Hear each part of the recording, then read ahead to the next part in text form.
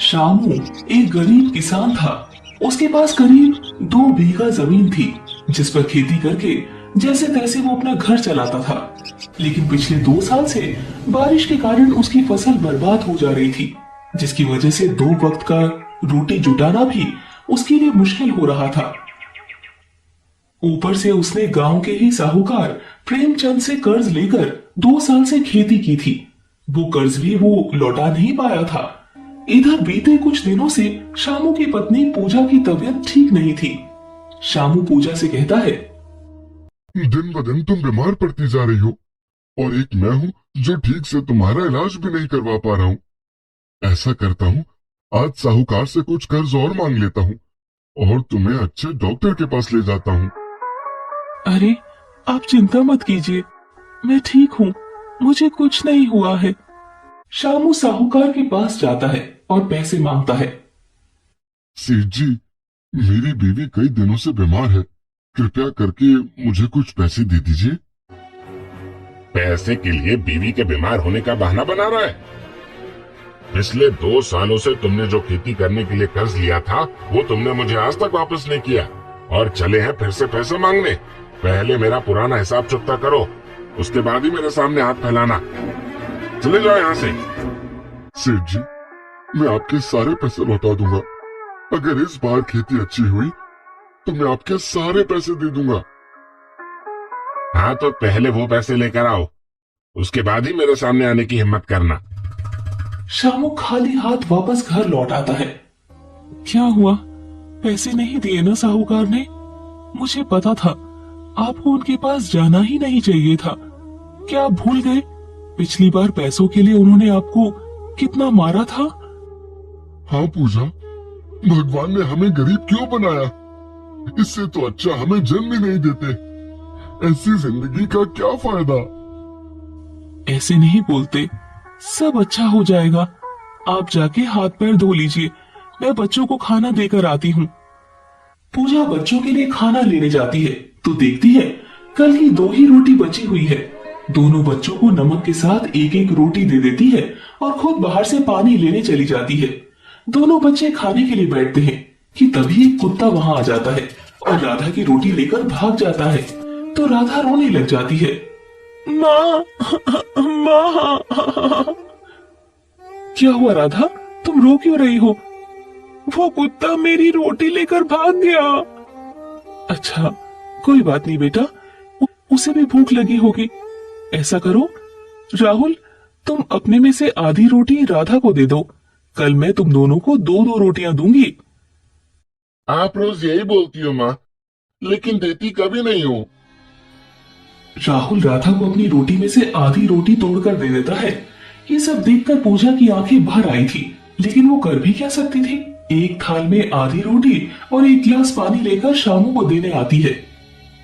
सच में भगवान हम गरीबों की ही परीक्षा लेता है। क्या हुआ, अब तुम ऐसा क्यों बोल रही हो?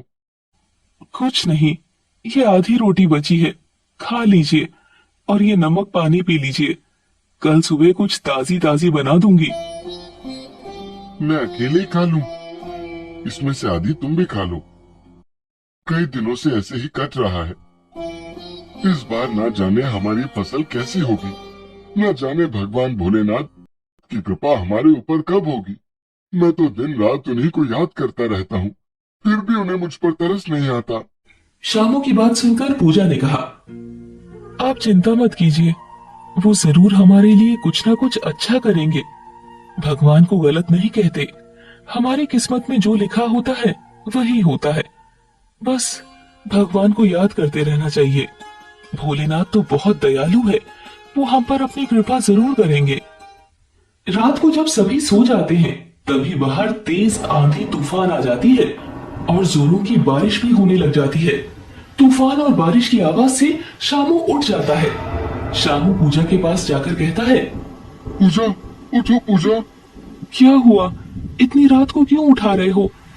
बाहर तेज बारिश हो रही है और आंधी भी चल रही है। चलो हम सब किसी पेड़ के नीचे जाकर बैठ जाते हैं, क्योंकि इस तेज आंधी की वजह से हमारा घर कभी भी टूटकर गिर सकता है। आप ठीक कह रहे हैं जी, मैं बच्चों को उठाती हूँ। वो सभी एक कंबल ओढ़कर घर के सामने ही एक पेड़ के नीचे बैठ जाते हैं।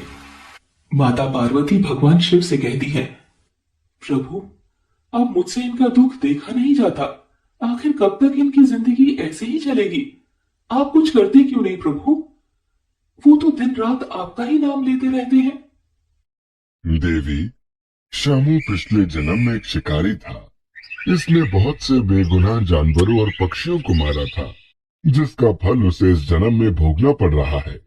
लेकिन अपनी जिंदगी के आखिरी दिनों में इसने मेरे मंदिर के सामने दिन भर भूखा प्यासा रहकर अपने प्राण त्याग दिए थे।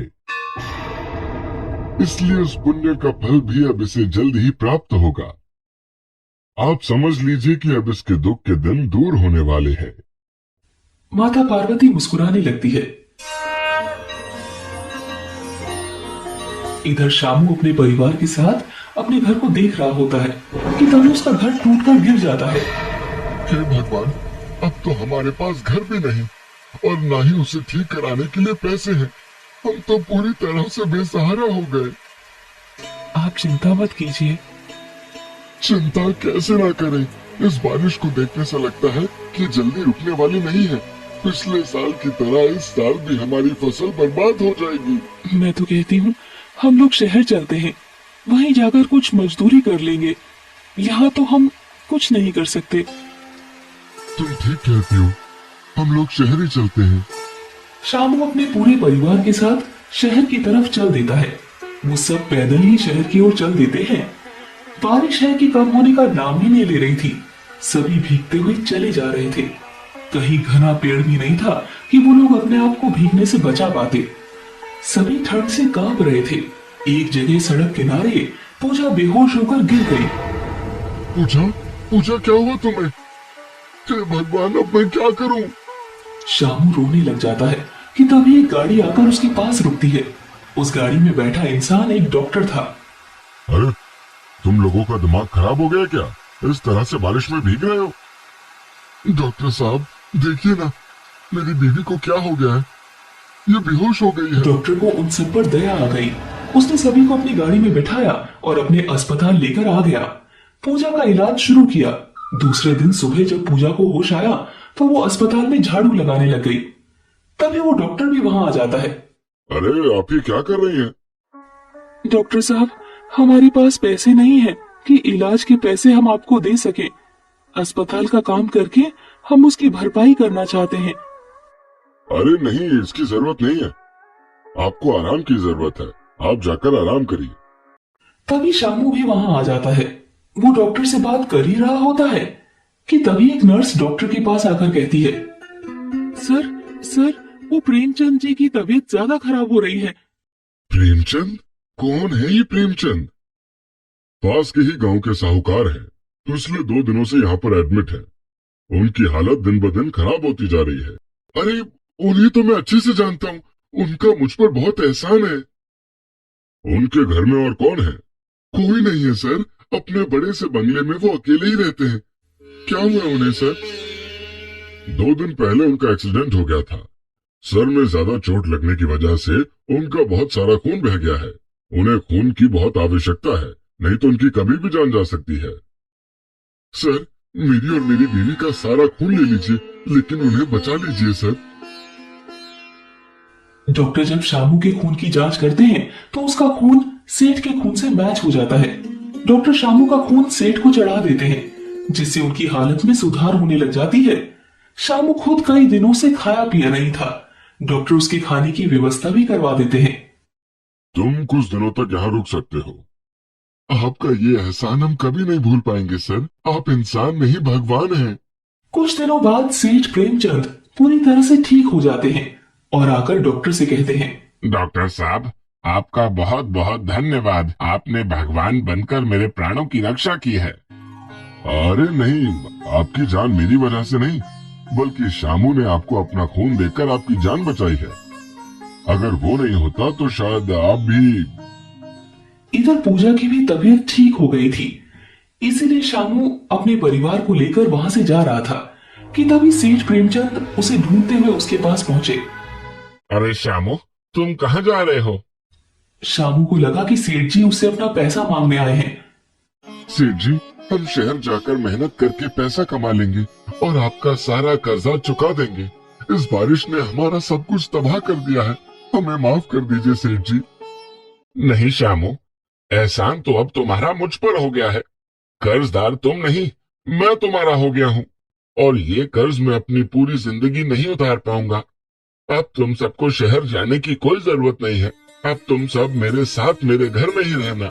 अब मेरी उम्र भी हो चली है, बीमार रहता हूँ, मैं भला क्या कर पाऊंगा। ये सारा धन दौलत सब यहीं रखा रह जाएगा। अब मेरी समझ में आ गया है। चलो तुम सब मेरे घर, कहीं और जाने की जरूरत नहीं है। चलो अब मेरे घर चलो। श्यामू अपनी पत्नी और बच्चों के साथ सेठ जी की हवेली में आ जाता है। घर में आकर बच्चे बहुत खुश थे।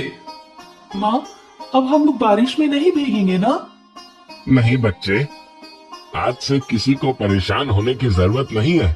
आज से मैं सभी लगान माफ करता हूँ। भगवान शिव कहते हैं। अब तो आप खुश है ना देवी? मेरे भक्त को अब कोई तकलीफ नहीं होगी। उसके दुख के दिन दूर हो गए हैं।